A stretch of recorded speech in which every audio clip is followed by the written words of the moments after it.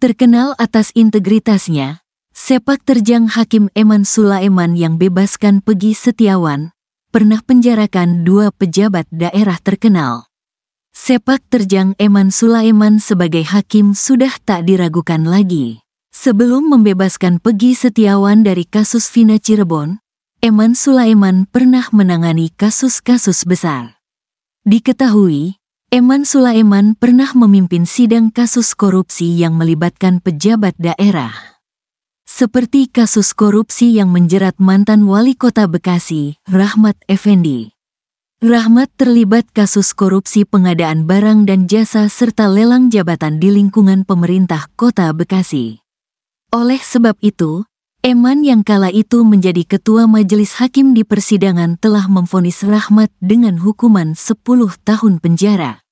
Mengadili, menyatakan terdakwa Rahmat Effendi bersalah, menjatuhkan pidana selama 10 tahun penjara dan denda sebesar 1 miliar rupiah subsidiar 6 bulan kurungan, kata Eman di Pengadilan Negeri, PN, Bandung, OADA Rabu, tanggal 12 Oktober tahun 2022 lalu.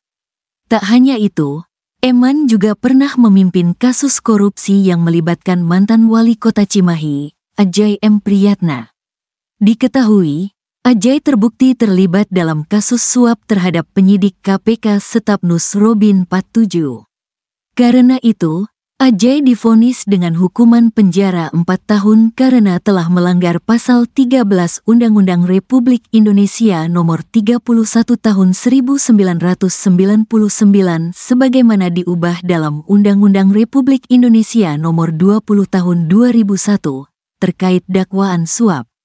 Menjatuhkan pidana penjara selama 4 tahun dan denda sebesar 200 juta rupiah, subsidiar 4 bulan kurungan, ucap Eman di PN Bandung, pada Senin, tanggal 10 April tahun 2023.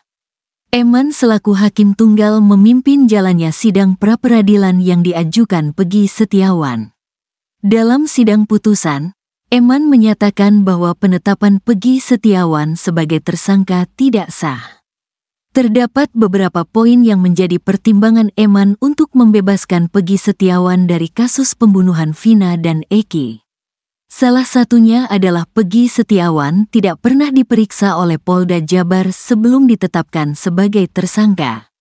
Berdasarkan fakta di persidangan, tidak ditemukan bukti yang ditunjukkan bahwa pemohon, Peggy Setiawan, dalam penyidikan yang dilakukan oleh termohon, Polda Jabar, pernah dilakukan pemeriksaan sebagai calon tersangka sebelum ditetapkan sebagai tersangka oleh termohon, ujar Hakim Eman Sulaiman dalam sidang putusan pra-peradilan di PN Bandung, Senin, tanggal 8 Juli tahun 2024.